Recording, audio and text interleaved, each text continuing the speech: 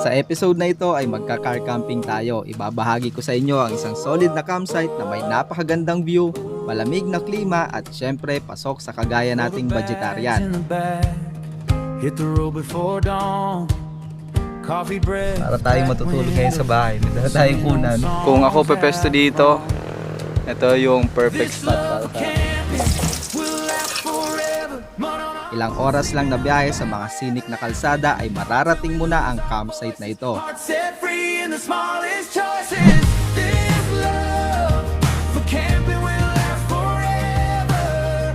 Tara at samahan niyo ako sa isang relaxing na car camping experience. Kaya wag na nating patagalin pa.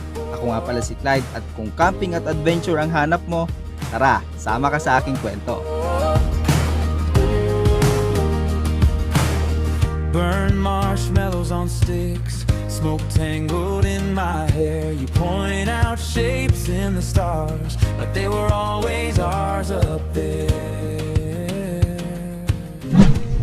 Magandang araw sa inyo, welcome back sa panibago na naman nating episode. At sa video natin ngayon, magka-car camping tayo. Andito tayo ngayon sa kahabaan ng Marilake para puntahan yung ating magiging camping spot. Pahinga muna tayo sa ating pagmamotor at try muna nating mag-car camping. Samahan niyo muna ako sa ating biyahe ngayon. Malapit na rin naman tayo dun sa ating camping spot na papestuhan. Mga 30 minutes na lang din para makapag-setup na tayo ng ating shelter.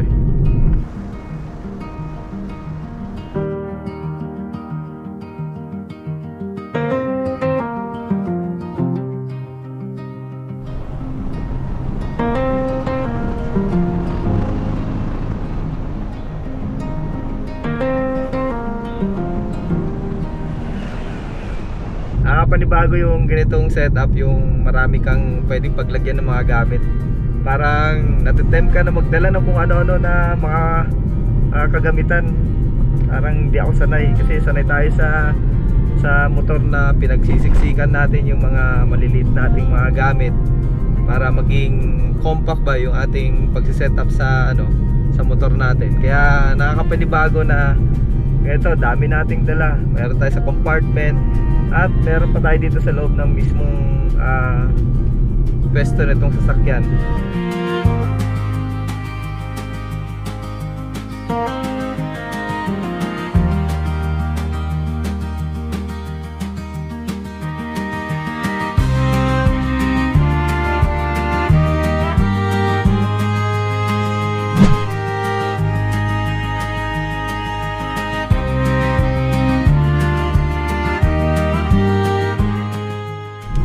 Mamaya share ko sa inyo kung bakit ako nag-car camping ngayon. At ito yung pinakauna nating video kasi ngayong taon Yung late natin na na-upload is nung nakaraan taon pa yun. Hindi ko lang masyadong nasikaso kasi may mga ganap tayo na nauna na kailangang i-prioritize. Kaya late ko na na-upload yung ating Zambales na moto camping kasama yung mga kaibigan natin. Kaya ngayon, pinakaunang video natin sa taong 2026 ay magka-car camping tayo. Susubukan uli nating mag-car camping dito sa ating YouTube. Ayan, biyahe muna tayo at malapit na rin naman yung ating spot. Konting liko-liko na lang. Ganda talaga ng kalsada dito sa Marilake. Ito ay Marifanta Road kung tawagin. Mataas na yung elevation nito, tapos mapuno, walang masyadong kabahayan at malamig yung klima. Mamaya, share ko sa inyo kung ano yung magiging spot natin. At ito, this time, pwede nyo itong puntahan.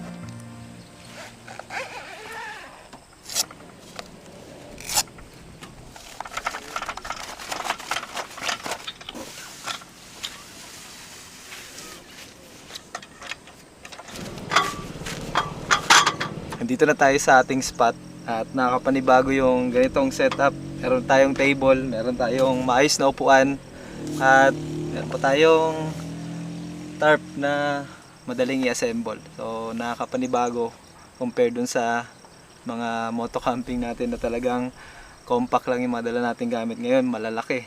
Ultimo yung kaldero natin. Malaki. Kaserola pala. Andito tayo sa spot natin dito sa may Marifanta Road.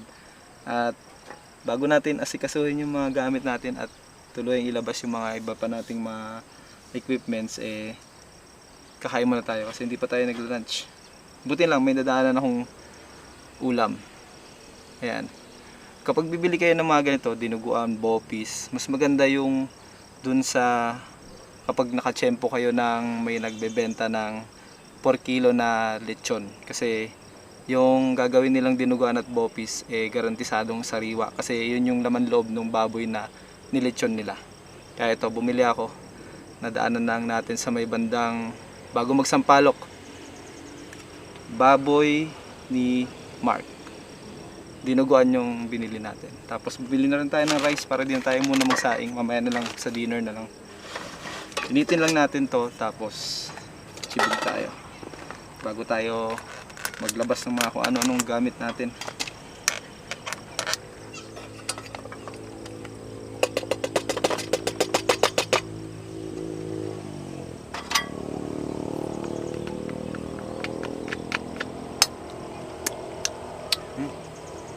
Sarap.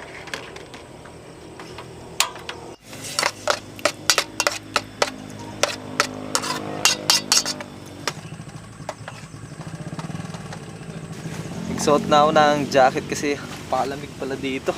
Hindi ko na-expect na ganito kaginaw kahit hapon pa lang. Kaya naluto na natin yung... Ay, hindi pala naluto. Nainit na pala natin yung dinuguan. Ito. Kaya muna tayo. Oh. Ating rice.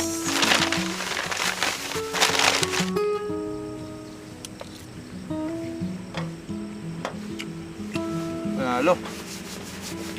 Up. Ngayon ko lang na-realize na kapag may space ka sa pagdadala ng mga gamit, mas maganda pala yung ganitong lutuan talaga sa camping compared sa mga cookset. Para ka nasa bahay lang din eh. Pero hindi kasi obra yung mga ganitong lutuan sa moto camping kapag motor ang dala. Kasi masyadong space consuming. Pero pagka mga ganitong car camping, mas pipiliin ko to kaysa sa mga cookset. Bibili pa nga ako ng kaldero. Yung talagang tunay na kaldero, hindi yung sa rice cooker. Doon tayo magsaing ng rice.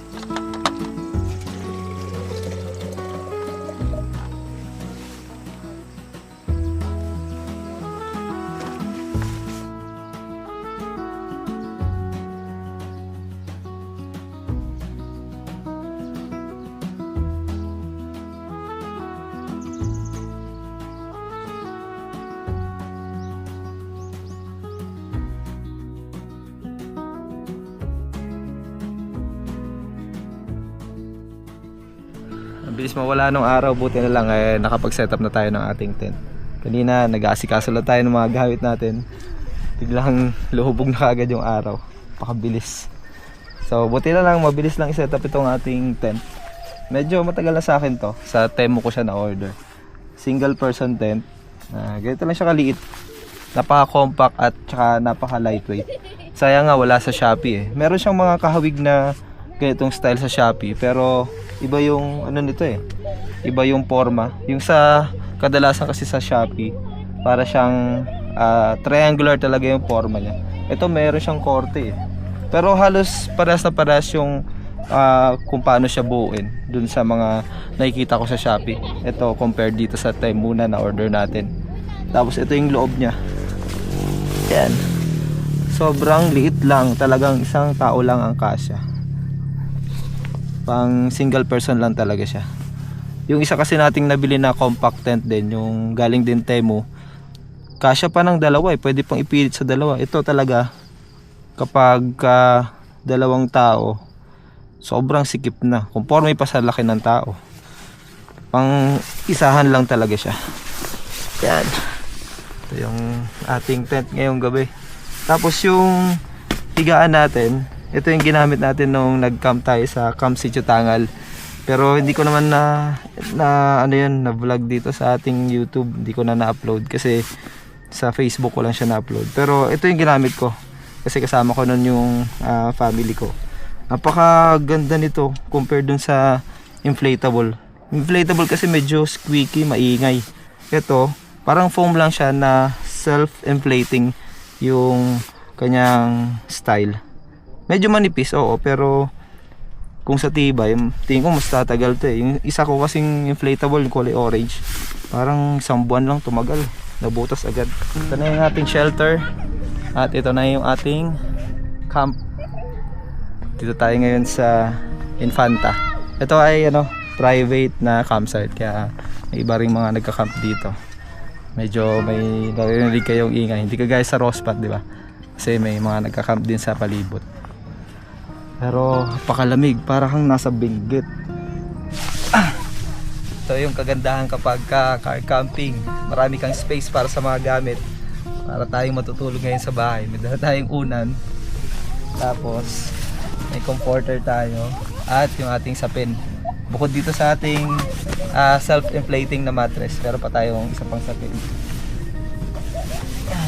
Yan yung mga tulugan natin ngayon kasi napakalamig talaga dito. Literal na para ka talagang nasa Benguet. Lalo na ngayong January to February siguro. Siguro hanggang March malamig pa rin. Yun kasi yung klima na malamig dito sa bandang Infanta. Dito sa taas sa may bundok na side kasi may Infanta na nasa baba na, nasa bandang dagat. Dito talagang napakalamig. Bago tayo mag-prepare natin dinner, magko-coffee muna tayo. Meron tayo ditong coffee ground na galing pang Cavite sa Amadeo. Tapos gagamitin natin itong ating bagong bili na Gianari coffee maker na manual. Pakaganda nito kasi hindi mo na kailangan bumili ng mga filter kasi pino na yung pinakailalim niya. Yun yung mismong pinaka filter mo. Hindi ka na bibili ng paper na filter. So makakatipid ka.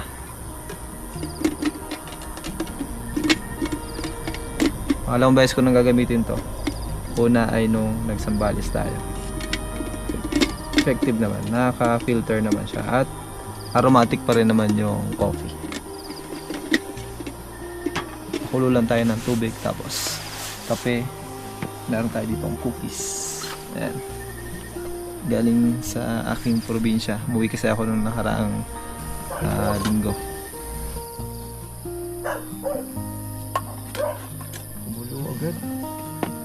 Nakakapanibago na ganito yung setup natin sa pagka-camping. Kasi sanay tayo na medyo napapagod muna tayo bago makahanap ng magiging spot natin eh. Ito, private campsite, naka-ready na para puntahan natin. Medyo naninibago na hindi naman sa in a bad way, pero parang nakakamiss din kasi yung pagpapawisan ka muna bago ka makahanap ng magandang spot. Pero ito worth it din naman eh. Worth it din naman yung ganitong camping kasi ito naman relaxing talaga.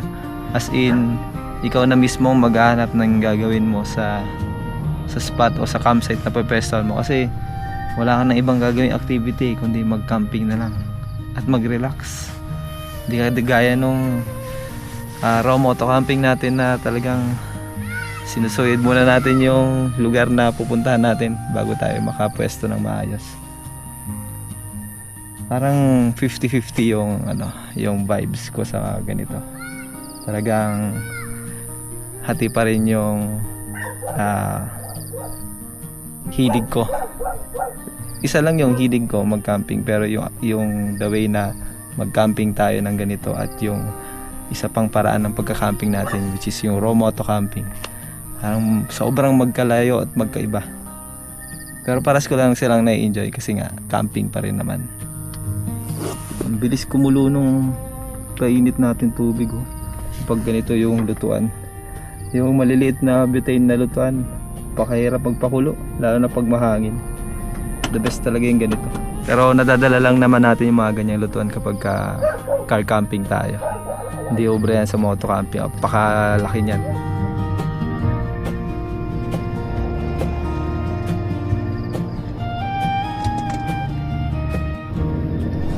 bango.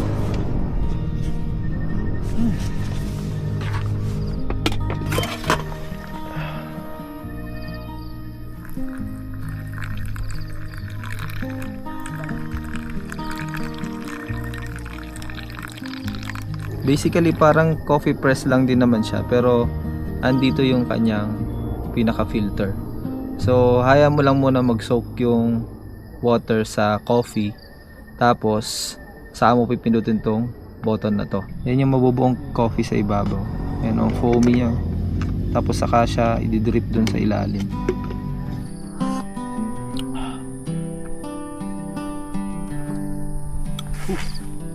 Up. Nag-iisip ako kung magluluto pa ako ng pang dinner ko. Medyo busog pa kasi ako eh. Baka bukas ko na lang lutuin yung pang dinner ko para abot tayo hanggang lunch dito. Ngayon wala pa naman tayong gagawin. Mag-gather tayo ng mga tuyong kahoy dito. Meron naman sa paligid. Gawa tayo ng maliit na bonfire dito sa harap.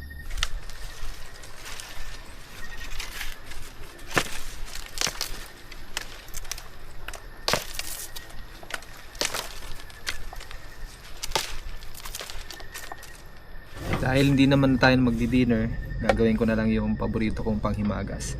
Yung mansanas, tapos may kalamansi, asin at kaunting yelo. Lalagyan natin dito sa container.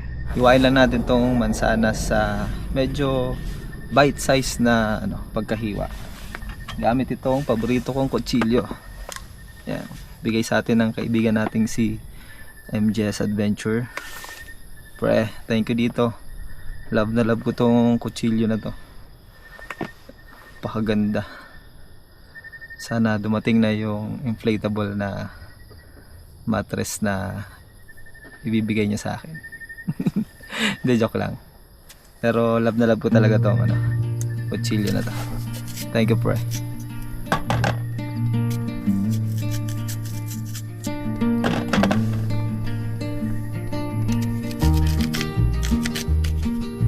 Iwan na natin yung ating mansanas.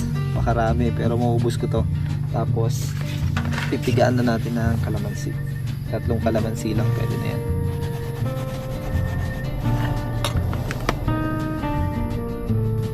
Tapos lalagyan natin siya ng asin at yelo.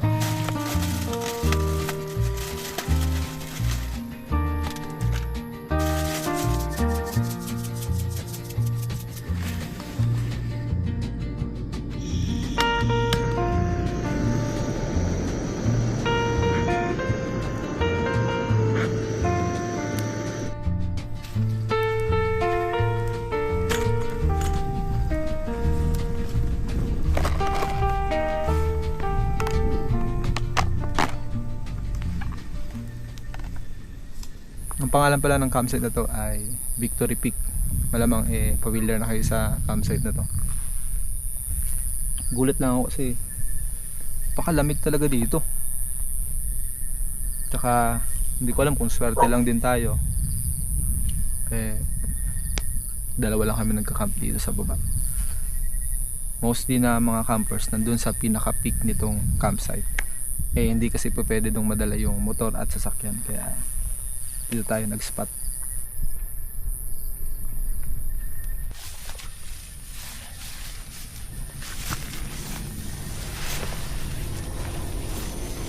Ito na yung ating tulugan ngayong gabi.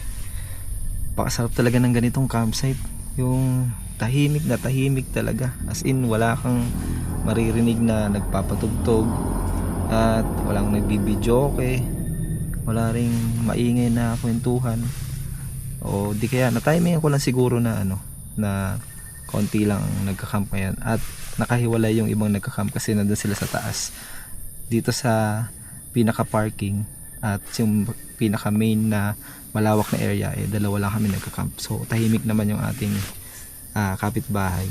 At syempre tayo di naman tayo nagdadala ng mga pampaingay kagaya ng mga speakers. So talagang mga kuliglig at mga tunog ng kalikasan lang yung maririnig mo dito.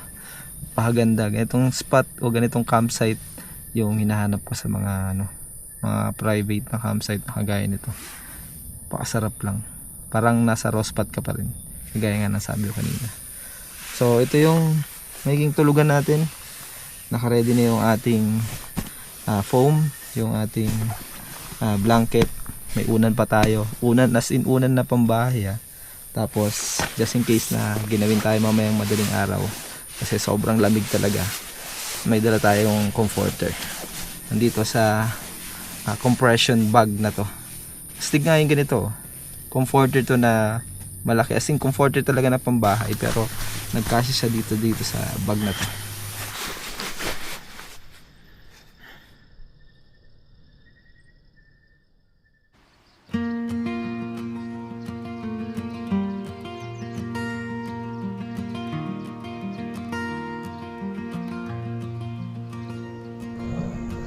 Kickstand down in the gravel, dust on my boots, on my smile, map folded up in the saddlebag. We chased the last light for a while. Zipper sings on the tent door. Coffee tin clanks on a stone. Helmet on your head as you laugh. We turn this clearing into home. Motor camp and adventure. Too hard. Ito lang naman yung bubungad sa'yo na view paggising mo sa umaga. Pakaganda. Malamig yung panahon at meron kang ganitong napakagandang view. Para ka na rin nagbinggit. Pero dito lang to sa Infanta Quezon. 2 hours, 3 hours drive mula sa Metro Manila. Pero ito yung maiging reward mo sa campsite na to. Sarap.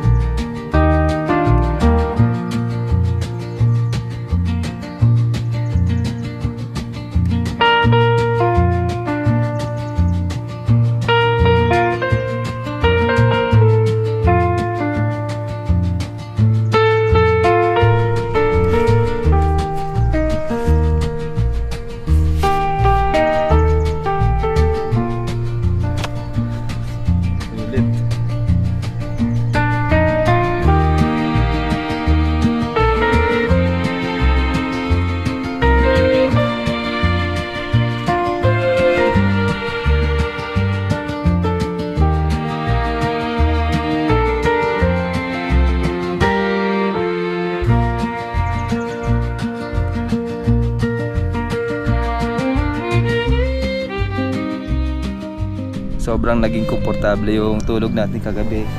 Salamat dito sa ating foam na to, yung mattress natin na to. Pakasulit. Dinoble na natin kasi ang dalawang tao to Dinoble na natin para talagang komportable sa likod. Tapos yung ating comforter ginamit natin kagabi. Pakalamig pero sulit naman. Talagang sarap matulog. Dalawa pa nga yan. Meron pa tayo dito isang itim na cloth na sapin para hindi talaga ramdam yung ginawa sa sa pinaka foam natin. Sulit.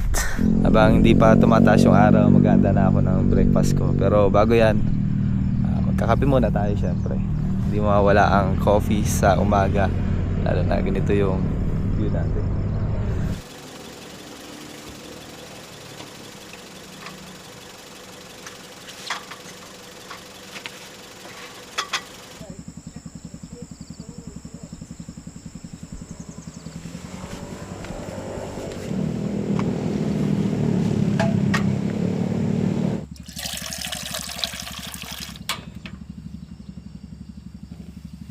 Ito na yung ating brewed coffee. Brewed coffee with matching cookies.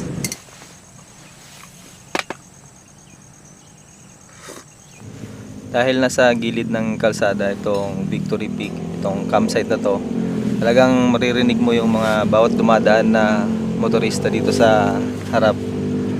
Sobrang lapit lang kasi niya, katabing-katabi mismo ng kalsada.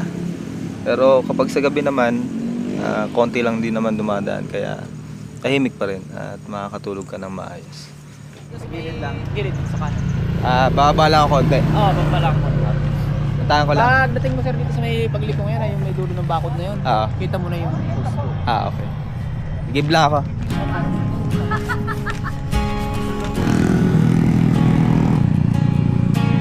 Sabi ni Kuya Mark, malapit lang daw dito yung bukal na inigiban nila. May nakausli naman daw na parang tubo. Kaya dali lang naman ma-access. Medyo lalakarin lang. Siguro mga ano lang to. Tapang 100 meters to. Dito lang sa side na to ng campsite. Hindi ka natatawid. Like old friends. Every curve just wakes us up. What a scenic view to drive through. Sky so wide it swallows the noon you laugh. A change into something new on this long road. Humming our tune. Lagay na ako ng trapal dito para hindi direktang tapat sa atin yung araw. Nandito na kasi yung araw sa bandang likuran eh. Sayang at hindi umabot yung ating sunshade na in order. Pero buti na lang meron akong ganitong maliit na tarp. Pwede na to. Ubro na to ngayon. Pero susunod dadalhin na natin yung sunshade natin na in order. 2 piraso. Dumating na sa bahay kahapon pagkaalis natin.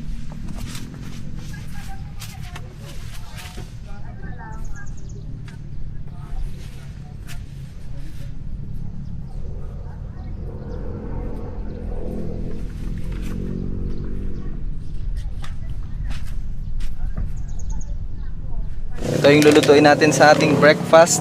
Itong dulong isasangag natin. Tapos meron tayong 3 egg sunny side up na to. Simulan na natin yung pagluluto. Medyo late na yung ating magiging breakfast. Baka magtabo na naman yung ating lunch at saka breakfast. Pero ngayon ay alas 9. Sakto yan, mga 20 minutes na luto. Prito-prito lang naman to eh.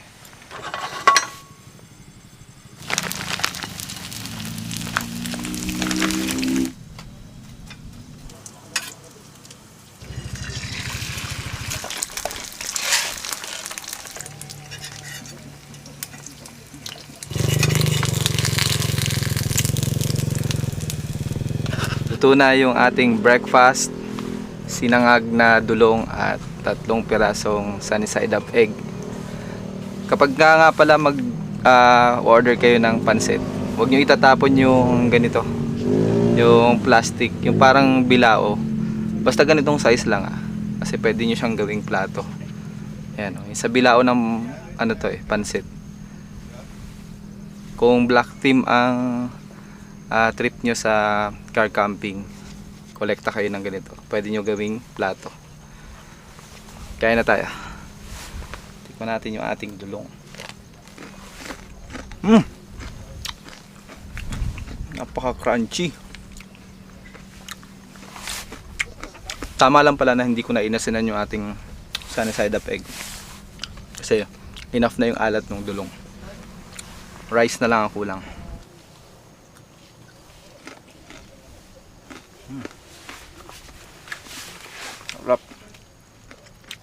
Dahil tapos na tayong mag-almusal, meron na tayong lakas para akitin tong peak ng campsite na to. Konting lakad lang naman to, ang patunaw na rin, para ma-share ko na rin sa inyo yung view dito sa taas.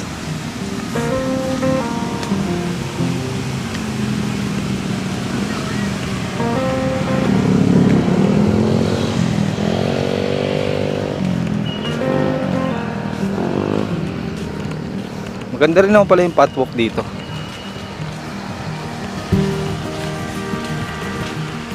So, ito na yung pinakadulo ng Victory Peak. Dito nagka-camp yung ibang motocampers. Kung wala kayong masyadong mga bitbitin o less yung mga dala nyong gamit, pwede kayo ditong mag-camp, pumesto. Mas maganda. Mas maganda yung view. Talagang 360 view ng buong Sierra Madre. Kung ako pepesto dito, ito yung perfect spot para sa akin. Pinakadulo na talaga. Medyo masukal, pero may pagsasabitan ng hammock. Dito, hammock lang dito sa gilid. Tapos, yun yung area mo. Overlooking view, akit ka lang ng konti.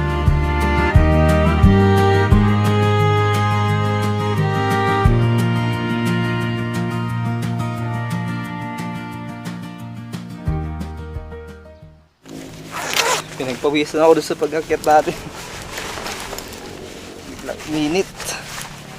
Galing natin ating jacket. Prepare na natin yung ating magiging lunch. Magkakaldereta tayo ngayon. Pero may twist. Kakaiba yung ating kaldereta.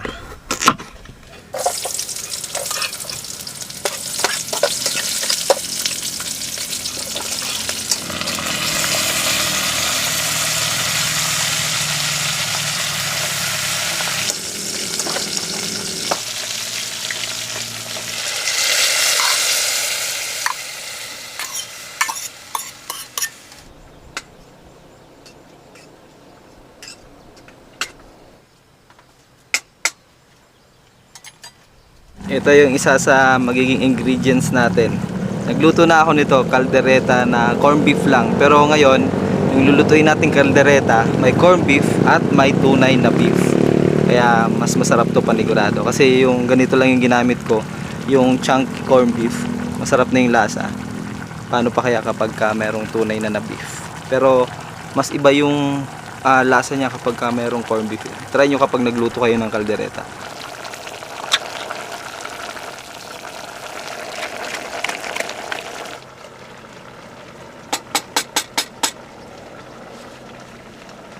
Ito na yung ating kaldereta. Dito na tayo kakain sa pwesto ni Kuya Mark para sabay na kayo magtatanghalian. Sobrang dami naman ito eh. Ganda ng pwesto dito eh. Ito po sa may bago umahon ng daan. Pinupuntahan kaming ilog doon sa may Skyler, sa may ilalim ng tulay, dulo. Yung paikot na ng Mauban.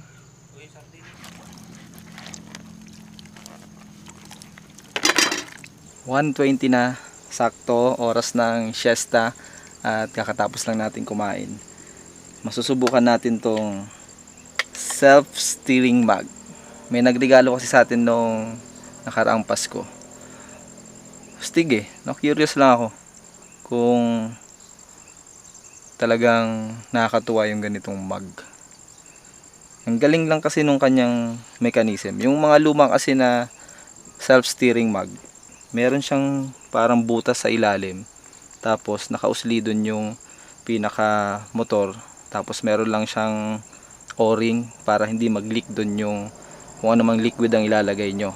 Ngayon, ganito na yung style pala niya. Meron siyang, ito, yung maliit na to. Ayan. Tapos, tignan nyo, walang butas.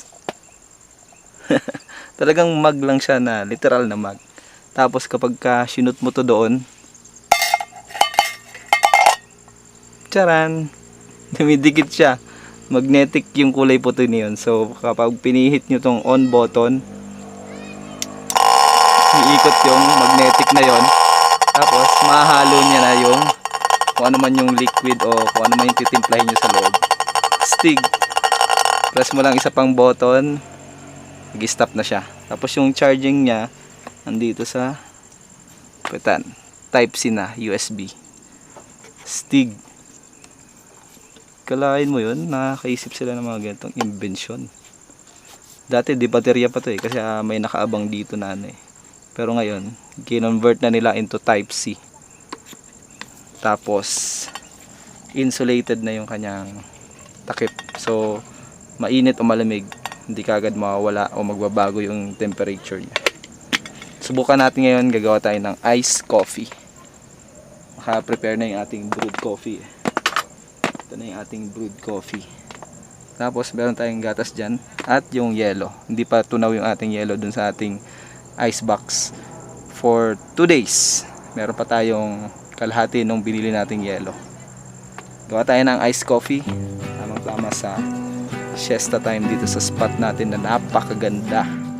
Fold out chairs and a crooked view. Cooler humming by my dusty shoes. Map on the dash like a faded clue. But we're not chasing anywhere.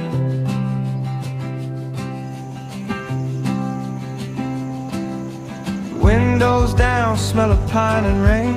2 cheap mugs and a coffee stain. You laugh, say we could stay the same right here. I don't even care.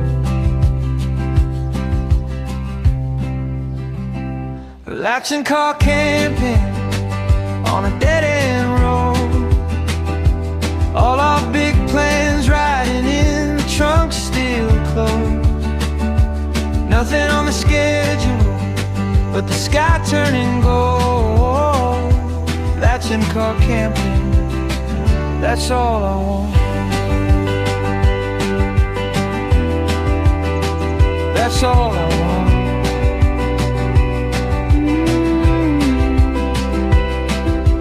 Lantern glow on your sunburned face. Cracked old playlist, perfect place.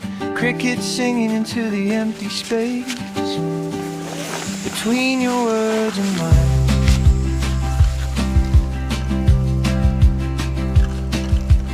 Hood of the car is our midnight bed. Counting satellites instead of dread. Every small worry drifts from my head like smoke in the tree Ganda line. talaga ng spot na to. Makamura pa. Isa yan sa dahilan kung bakit nagka-car camping ako ngayon. Kasi una, gusto kong mag-share ng mga sulit na camping spot na affordable at sumusunod sa guidelines na sineset ko kapag nagro-rock camping ako. Yung tahimik, walang party, walang sounds, at yung ganito lang, kalmado at payapa. Yun yung mga gusto kong hanapin na campsite, private campsite. Kaya gusto kong pasukin uli yung pagka-car camping. Dati ginagawa na rin naman natin to kasama yung ating pamilya. At isa rin yon sa pinag-isipan kong gawin ngayong taon, yung magkaroon ng car camping na video dito sa ating YouTube channel. Kasi isa na rin yon sa way para sabay kong naipapasyal yung pamilya ko at nagagawa ko yung hilig ko, which is yung pagka-camping. Kaya expect nyo na sa mga susunod na araw, buwan, may mga mangilan-ngilan tayong car camping video na i-upload dito sa ating YouTube channel. Regular naman tayong nagka-car camping kasama yung pamilya, pero minsan kasi natataon na talagang gusto ko yung focus ko ay dun sa pagka-camping lang at hindi sa paggawa ng content. Kasi nga, talagang doble yung oras na ilalaan mo kapag magka-car camping ka, lalo na kasama ang pamilya. Kasi ang first priority mo talaga ay mag-enjoy yung mga bata, yung family mo, and then susunod na lang din yung paggawa ng content. Ngayon nga, dapat kasama yung mga mag-ina ko. Nagkasakit lang yung bunso, medyo sumama yung pakiramdam, kaya hindi na namin pinilit. Ayun, pero supposedly dapat nandito yung mga kids sa si misis. Pero yun, gusto ko lang mabigyan din ng panahon yung family time tsaka bonding, na hindi nakokompromiso yung pagka-camping. Kasi alaman natin na itong YouTube channel natin medyo maganda rin naman yung takbo. Kaya gusto kong habang nag-grow yung ating channel hindi ko napapabayaan yung responsibilidad sa mga bata na may pasyal sila kahit paano. Kasi itong memories na to ay maglalast to ng sobrang habang taon hanggat nandito ito at naka-upload. Mabalik-balikan nila yung mga masasayang camping activities namin kung kasama sila. Pero hindi pa rin naman mawawala yung ating raw moto camping, kasi yan talaga ay hahanap-hanapin ko kahit anong sabihin ng hilig ko na ngayon gusto ko car camping, pero alam ko sa sarili ko na babalik at babalik ako sa raw moto camping. Pero yun yung talagang mga rason natin. At saka kapag hindi ko trip yung campsite, expect nyo na hindi yan lalabas sa ating YouTube channel. Nasa Facebook yan malamang. Parang mga pahapyaw lang siguro na upload. Kasi ayoko rin naman na i-contaminate yung ating YouTube channel sa mga hindi naman kaaya-ayang campsite. May mga campsite kasi na hindi sumusunod sa kung ano yung rules na sineset nila At meron din namang mga campsite na kagaya nito. At yung nauna nating pinag-campingan na hindi ko na ginawa ng content, pero babalik tayo doon, yung Camp Sitio Tangal. Kasi doon talagang raw spot yung ambience niya. Kung wala nga lang siyang mga CR talagang raw spot na siya Pero kagandahan, talagang sumusunod sila kung ano yung rules nila at napakalawak ng area. Mababait yung may-ari at talagang kung gusto mo ng katahimikan sa isang private campsite, doon mo mahanap. At nahanap ko rin dito sa spot na to, sa Victory Peak. Well, sabi nga nila timing lang yan, pero naniniwala pa rin ako na may mga campsite na talagang priority nila yung kapayapaan at katahimikan para sa kanilang mga guest. Yun yung ating hahanapin. Sana ay maraming campsite tayong mapuntahan na ganun yung mga malakad. Cheers para sa marami pang camping, car camping, raw moto camping ngayong taon. Pagpasensya nyo na, matagal talaga ako mag-edit kasi meron tayong day job, pero ginagawa natin yung lahat para makompress natin yung mga dapat natin gawin sa oras na meron tayo.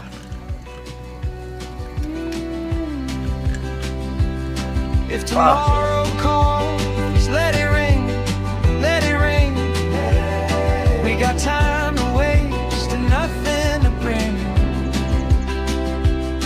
If the world spins on, let it spin, let it spin. We'll put over here, finally settling in.